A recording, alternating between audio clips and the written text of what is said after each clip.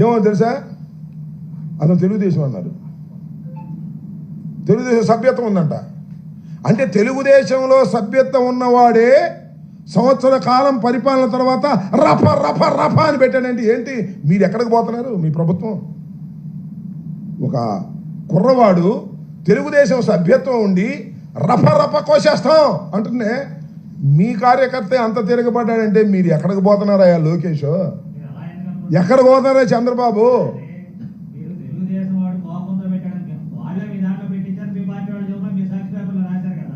అది కూడా రాశారా? అది కూడా అనుమానమేగా. అది కూడా అనుమానమే కదా. ఇప్పుడు అదైతే ఆ అనుమానం ఒకటి, ఈ అనుమానం ఒకటి. ఆ తెలుగుదేశం వాళ్ళే పెట్టించి ఉండొచ్చు, లేకపోతే వాడికే కోపం వచ్చి పెట్టచ్చు. ఎట్లా కవరదు కదా. అది దేనైనా అనుమానం అయ్యా, మాకున్నటువంటి డౌట్. నువ్వు ఈ మాట మాట్లాడావంటే ఇది అనుమానం. No no no no no no no no no అది సినిమా డైలాగ్ పెడితే తప్పేంటి అన్నాడు. సినిమా డైలాగ్ పెడితే తప్పేంటి అన్నాడు. రకరకాలుగా పెడుతుంటారు మాస్లోకి వచ్చినప్పుడు. నేను చెప్పాక ఇందాక అల్లు అర్జున్ డైరెక్ట్గానే చెప్పాడు రఫా రఫా అని.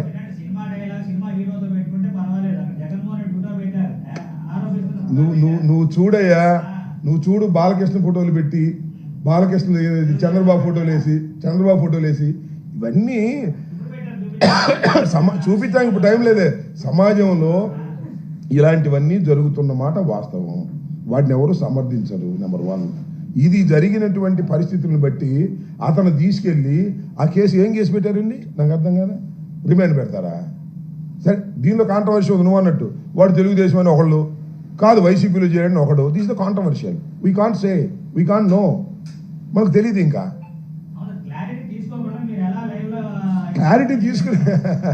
క్లారిటీ తీసుకోవడానికి వాడి పుట్టు పూర్వోత్తరాలు ఆపోటే వచ్చినాయ్యా. ఆ క్లారిటీ ఎక్కడి నుంచి వచ్చింది? పోలీసులు చెప్పండి క్లారిటీ. తెలుగుదేశంలో వాడి సభ్యత్వం ఉందని వచ్చింది చూసావు నువ్వు. ఇవన్నీ ఔపటిస్టు. ఇవాళ ఏది నమ్మడానికి లేదయ్యా. ఎందుకంటే వాట్సాప్లో 190 ఇచ్చేస్తాను. ఏమి నమ్ముతాం మనం? దాన్ని ఫిక్స్ చేసుకుంటామా? నారాజు వదిలేమ్మా. చౌదరి లాంటి వ్యక్తి అంటే అయితే ఏంటి చెప్తానుగా.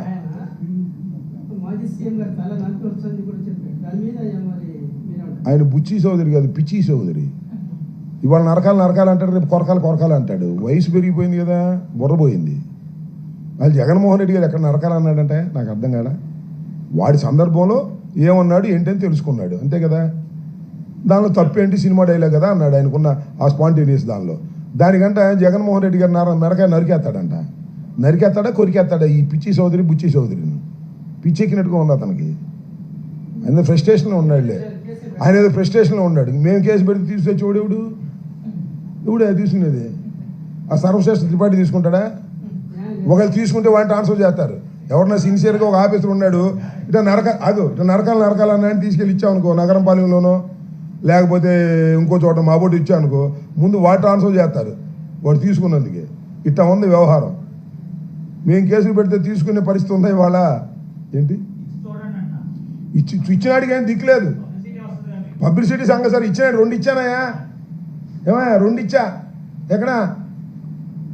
ఏపేటది? పట్టాపురం పోలీస్ స్టేషన్లో కిరాక్ ఆర్పీ మీద, సదరు కిరాక్ ఆర్పీ గారి మీద, శ్రీ కిరాక్ ఆర్పీ గారి మీద, శ్రీ ఆయన పేరేంటి, సీమ రాజా మీద 2 కంప్లైంట్స్ ఇచ్చా. బుష్ నా మీద కేసులు పెడుతున్నారు. నా ఎలా నువ్వు ఇస్తావా మా వాళ్ళ మీద కేసులు అని అక్కడ సిఐ గారి కోపం వచ్చి నా మీద కేసు పెట్టాడు. సిఐ గారు వాళ్ళు నగరంపాలెం కాదు, నేను ఇచ్చింది ఇది, నిన్నొచ్చింది నగరంపాలెం. చెప్పాక ఇప్పుడు సెక్షన్లో విషయం ఆ సెక్షన్ చదివితే కానీ తెలియదు. రాత్రి చీకట్లో వచ్చి ఇచ్చారు, చూసుకోవాలి. ఇంకా సెక్షన్ చూడాలండి. ఇదే 223, 126, 189 ఇవన్నీ ఇచ్చారు, చూసి చెప్తాం. ఇలాగనే కదా. ఇంకోటి అది అరెస్ట్ చేసే సెక్షన్. ఇప్పుడు ప్రస్తుతానికి అరెస్ట్ చేసే సెక్షన్లు కాదు కాబట్టి రాత్రి వచ్చి నోటీస్ ఇచ్చారు. ఈ పైన 41 నోటీస్ తీసుకున్నాక రమ్మన్నారులే. ఈ పైన విధించిన షరతులు ఏవైనా మీరు ఉల్లంఘిస్తే కోర్టు వారి పర్మిషన్తో మిమ్మల్ని అరెస్ట్ చేస్తాము అన్నారు. ఎప్పుడూ అరెస్ట్ చేయాలని వాళ్ళ కోరిక ఉంది. మేము సిద్ధంగా ఉన్నాము. ఏం చేస్తాం? ఇంకా ఏం శర్మ గారు పారిపోలేంగా చెప్పాక ఇంత ముందు ఏమయ్యా ఇప్పుడు ఈ వయసులో వెళ్ళి ఏ రిసార్ట్లోనో దాక్కుని ఒక నెల తర్వాత పట్టుకుని ఇవన్నీ ఎందుకు? వాళ్ళ ప్రభుత్వ హయాంలో కేసులు పెడితే వ్యాఖ్యలు చేస్తారు, ఇది దారుణం అని చెప్పేసి అంటున్నారు మాజీ మంత్రి అమర్రాంబాబు. అయ్యా ఆ టైంలో పల్నాడు ఎస్పీ రవిశంకర్ రోడ్డు మీద కొట్టుకొట్టాడు. నీకు దండం పెడతాడా? మేము ఇన్ని కేసులు పెట్టామంటాయా? మేము ఇంతమంది లోపల వేసామంటాయా? ఎవరో కొన్ని కేసులు పెట్టారు, ఇన్ని కేసులు మేము పెట్టామా చెప్పండి? జగన్మోహన్ రెడ్డి గారు అది కాదు, మన ఈయన పేరేంటి చంద్రబాబు నాయుడు గారు ప్రచారానికి వెళ్తే మేము కేసులు పెట్టామా? కేసులు పెట్టకుండా లేవు. చట్ట ప్రకారం పోలీసులు కేసులు పెట్టారు. ఇన్ని నెలలు ఎవడన్నా ఉన్నాడా చెప్పండి? ఆయన ఎవరో ఉన్నాడు, ఆయన పేరేంటి వ్యవసాయ శాఖ మంత్రి గారు జైల్లో ఉన్నాడా, హాస్పిటల్లో ఉన్నాడు బారు ఫైల్స్ అని. ఎన్ని ఇవాళ ఒక ప్లాన్డ్గా కుట్రగా నన్ను అరెస్ట్ చేయడప్పుడే నేను 4-5 నెలల దాకా బయటికి రాకుండా ఉండే కేసులు అన్ని పేర్చిన తర్వాత అరెస్ట్ చేస్తారు. నాకు తెలుసు ఆ విషయం. ఎవరు వాయిస్ కేసులు పెట్టిన కొద్దికి పెరిగిద్ది, వాయిస్ కేసులు పెట్టిన కొద్దికి నా వాయిస్ పెరిగిద్ది. అర్థమైందా? నా బాధ నా ఆవేదన పోలీసు వ్యవస్థ మీద కాదు, పోలీసుల మీద కాదు, పోలీసుల్ని ప్రయోగిస్తున్న ప్రభుత్వ విధానం మీద. ఆ క్రమంలో పోలీసు వారి మీద కూడా మేము కేసులు పెడతాం క్రమం వచ్చినప్పుడు. Police are the toys in the hands of Lokesh. అలా టాయ్స్గా పనిచేసే వాళ్ళు మాత్రమే ఉంటున్నారు, కడమ వాళ్ళని షిఫ్ట్ చేసేస్తారు. కొంతమంది సిన్సియర్ ఐపీఎస్ ఆఫీసర్ ఉన్నారు పాపం, వాళ్ళ మాట సీఏలు వినడానికి లేదు. వింటే మన సర్వశ్రేష్ఠ త్రిపాఠి గారు ఒప్పుకోడు. ఆయన దగ్గర నుంచి ఫోన్ వస్తుంది డిఎస్పీ గారి దగ్గర నుంచి. డిఎస్పీ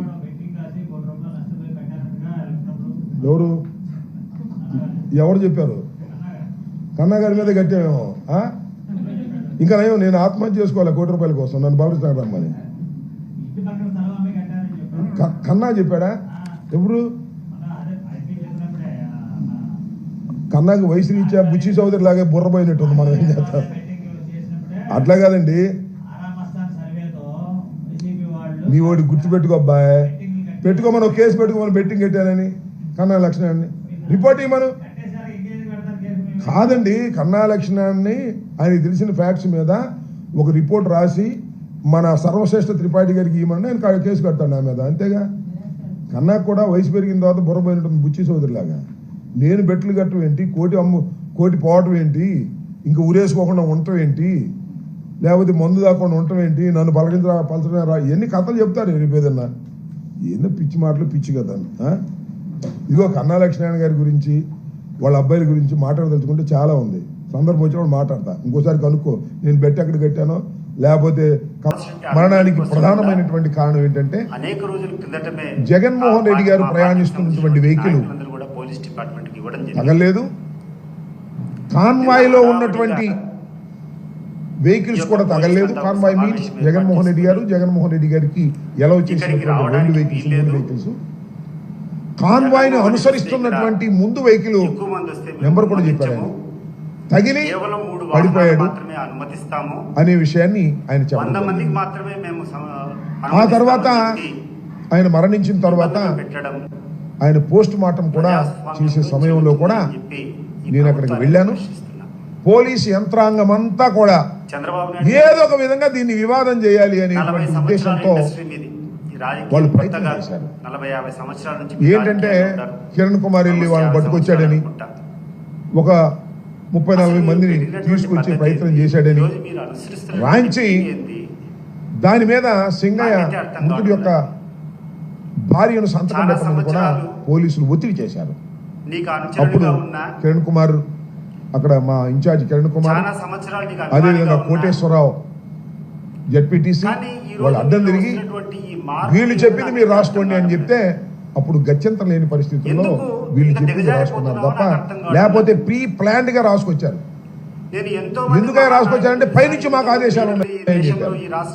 ఆ తర్వాత నేను వెళ్ళి కూడా వాళ్ళకి చెప్పాను, మీరు ఏమి చెప్పాలనుకుంటున్నారో అది వాళ్ళు రాసిన దాన్ని చదువుకొని మీరు సంతకం పెట్టడం. తర్వాత ఆ చీలి సింగయ్య గారి భార్య, వారి బంధువులు కూడా చదువుకొని వారు చెప్పిందే రాసిచ్చారు.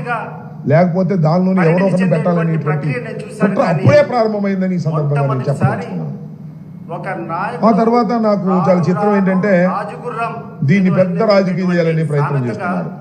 దినదినం ఇవాళ దిగజారేటువంటి అసలు పద్ధతి ఇన్వెస్టిగేషన్ అథారిటీ అనేది పోలీస్ దీనికి డిపార్ట్మెంట్ లాగా కారణం లేదు. చంద్రబాబు నాయుడు గారు ఒకసారి ఆంధ్రజ్యోతి విశ్లేషించుకోండి.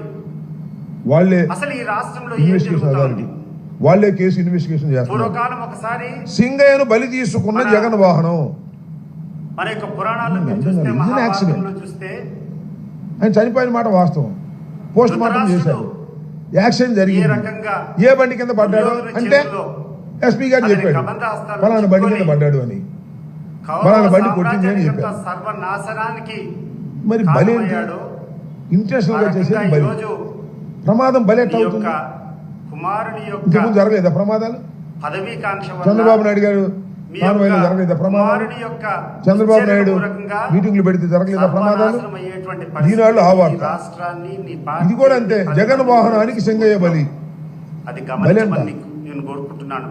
ఏంటి నీ మాట మీద నాకు నాకు అర్థం ఇంతకుముందు కాదు. అభిమానం ఉంది ఎందుకంత కాబట్టి అంటే ఇంతకుముందు నీ దగ్గర జగన్మోహన్ అర్చనగా రెడ్డి గారి ఉన్నప్పుడు గుర్తు వ్యక్తిత్వాన్ని చేస్తున్నాను. హననం చెయ్యాలి అనేటువంటి అసలు ప్రయత్నం. ఏ ఒకే ఒక రకంగా విషయాన్ని ఈరోజు ఈ చాలా రాష్ట్రంలో ఈ స్పష్టంగా పరిస్థితులు చెప్పదలుచుకున్నాను. దిగజారుతున్నాయి. ఒకసారి ఆలోచించండి. నిజంగా జగన్మోహన్ రెడ్డి గారికి మీరు మాట్లాడే తీరేంది, ఆయన కాన్వాయ్లోనే కాదు, ప్రవర్తించేటువంటి తీరేంది, పక్కన ఈ రాష్ట్రంలో ఎక్కడైనా ప్రమాదం జరిగి పడి ఉన్నా కూడా నీ పత్రికలు జగన్మోహన్ రెడ్డి గారు కాన్వాయ్ ఆపుకొని అసలు వారిని నిన్న హాస్పిటల్కు దాకా చేరేంత వరకు కూడా కడపలో నువ్వు పెద్ద ఆయన ఊరుకోడు. సభ ఆయన పెట్టావు. స్వభావం అలాంటిది. లక్షల ప్రమాదం మంది జరిగి రోడ్డు తోడుకున్నావు. పక్కన ఎవరన్నా పడి